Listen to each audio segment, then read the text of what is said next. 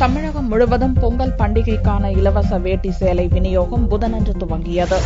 வரும் 2015ஆம் ஆண்டு பொங்கல் பண்டிகைக்கான இலவச வேட்டி சேலை வழங்கும் திட்டம் டிசம்பர் 31ஆம் தேதி முதல் துவங்கும் என்று தமிழக அரசு அறிவித்தது.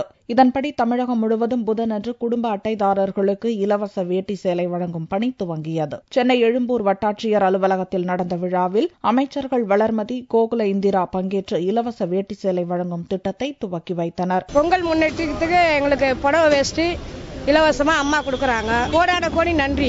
ஏழை எளிய மக்களுக்கு இலவச சேலையை வேட்டி கொடுத்ததுக்காக நாங்கள் ரொம்ப நன்றி கடன் பட்டிருக்கோம். ரொம்ப கோடான கோடி நன்றி மக்களின் முதல்வர் அம்மா அவர்களுக்கு. ஏழை எளிய மக்களுக்காகவும் விதவைகளுக்கும் முதியோர்களுக்காகவும் கொடுத்ததற்காக நாங்கள் ரொம்ப நன்றி கடன் பட்டிருக்கோம். அம்மா அவர்களுக்கு கொடான கொடி நன்றி. இவ்விழாவில் சென்னை மேயர் துரைசாமி, MP ஜெயவர்தன், மாவட்ட கலெக்டர் சுந்தரவள்ளி உள்ளிட்டோர் பங்கேற்றனர்.